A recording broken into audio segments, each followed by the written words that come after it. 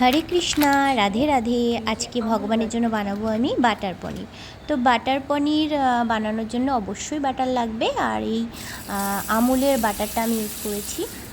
আমুলের বাটারটা আমি 1 চামচ মতো দিয়েছিলাম, তারপরে গোটা জিরে দিয়ে দিয়েছিলাম, আর তারপরে একটা গোটা তেজপাতা দিয়ে নাড়াচাড়া করে আবারও একটু আমি বাটার দিয়েছিলাম। বাটারটা একটু বেশি দিলে ভালো হবে, কারণ এটা নামই যেহেতু বাটার পনির, বাটারটা একটু বেশি ইউজ করতে হবে।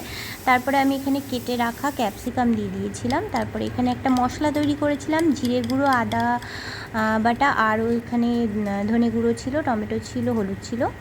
আর সাইডে এখানে পনিরটাও ভেজে রেখেছিলাম। আর এখানে কাজু বাটা করে রেখেছিলাম, কটা কাজু বেটে রেখেছিলাম। আর তারপরে ক্যাপসিকাম একটু ভেজে ভেজে নেওয়ার পরে আমি ওই যে মশলাটা তৈরি করে রেখেছিলাম, জিরে, ধনে আর আদা আর টমেটো দিয়ে, সেটা দিয়ে দিয়েছিলাম। তো সেটা দিয়ে একটু নেড়ে চেড়ে নেওয়ার পরে কাজু বাটাটা দিয়ে দিতে হবে। তো কাজু বাটাটাও সেমভাবে একটু নেড়ে চেড়ে নিতে হবে। আর নেড়ে চেড়ে নেওয়ার পরে কিছুক্ষণ বাদে আমি দিয়ে দিয়েছিলাম সামান্য একটু লবণ দিয়ে আন্দাজ মতো সবাই দেবে।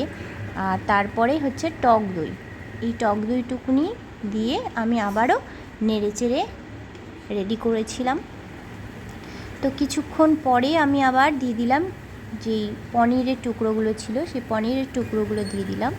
আর ভালো করে তারপরে নেড়ে চেড়ে আবারও সামান্য একটু জল দিতে হবে, বেশি জল দিলে হবে না, সামান্য একটু জল দিতে হবে। দিয়ে হালকা আঁচে এটাকে ফুটতে দিতে হবে, যাতে ক্যাপসিকামগুলো একটু নরম হয়ে যায়। ক্যাপসিকামগুলো খুব যদি শক্ত থাকে তো ভালো লাগবে না। তো মানে খুব গলে যাবে না, আবার একদম শক্তও থাকবে না, সেই অবস্থায় এটাকে নামিয়ে নিতে হবে। তো এইভাবেই ছেড়ে দিয়ে তারপরে কিছুক্ষণের জন্য ঢাকা দিয়ে দিতে হবে। আর ঢাকা দিয়ে কিছুক্ষণ এটাকে একটু স্টিম করে নিতে হবে, তাহলেই রেডি হয়ে যাবে বাটার পনির। খুবই সহজ একটি রেসিপি আর ভীষণ সুস্বাদু হয়।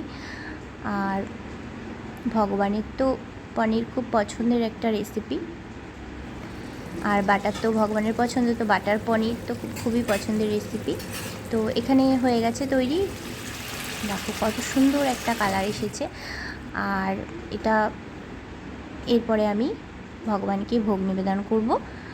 হরে কৃষ্ণা, রাধে রাধে।